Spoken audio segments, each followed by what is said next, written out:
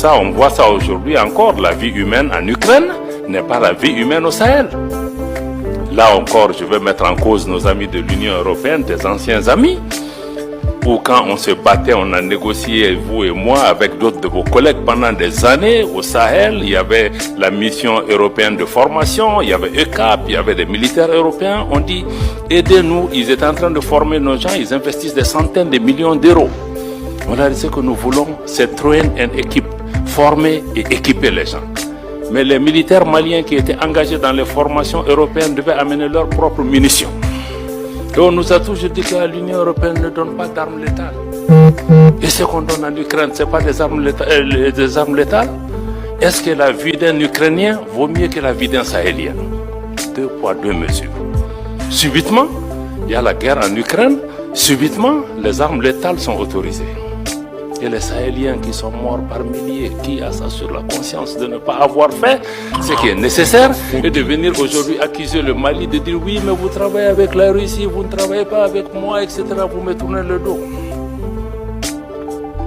Quelqu'un a posé la question, ancien partenaire, nouveau partenaire, ça je vais vous répondre, madame. Parce que les gens ont l'habitude d'utiliser ça, oui, pourquoi laisser un ancien maître pour un nouveau? Mais ça, je crois qu'il faut même sortir de la décolonisation mentale, parce que la Russie n'a colonisé aucun pays. Il ne faut pas comparer des choses qui ne sont pas comparables. On parle d'anciennes puissances coloniales qui ont des habitudes qui ne sont pas parties. Maintenant, nous cherchons la sécurité pour notre pays. On va là où on trouve, puisque les Européens vous dites que vous ne donnez pas d'armes létales.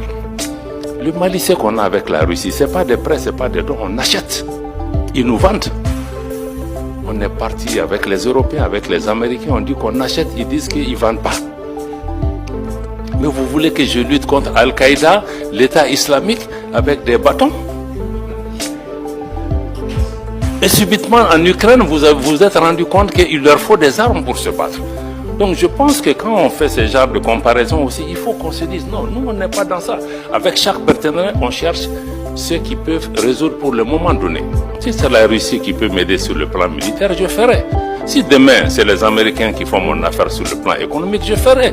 Si c'est demain les Turcs qui peuvent... Donc moi je pense qu'il faut que les gens comprennent que nous sommes dans ce schéma. Parce que quand le Mali a voulu choisir, on nous a dit que non, vous ne pouvez pas choisir. On dit aux gens non, tu viens dans ma maison, mais tu me dis que moi je vais dormir dans telle chambre, tu chasses ta femme et ton voisin ne viendra pas chez toi. On était dans ce type de choses. Quelqu'un dit oui, la souveraineté on en a parlé pendant des années. C'est pas un concept nouveau, mais c'est pas un concept nouveau parce que l'Afrique francophone n'a pas grandi, elle est restée adolescente. Elle n'a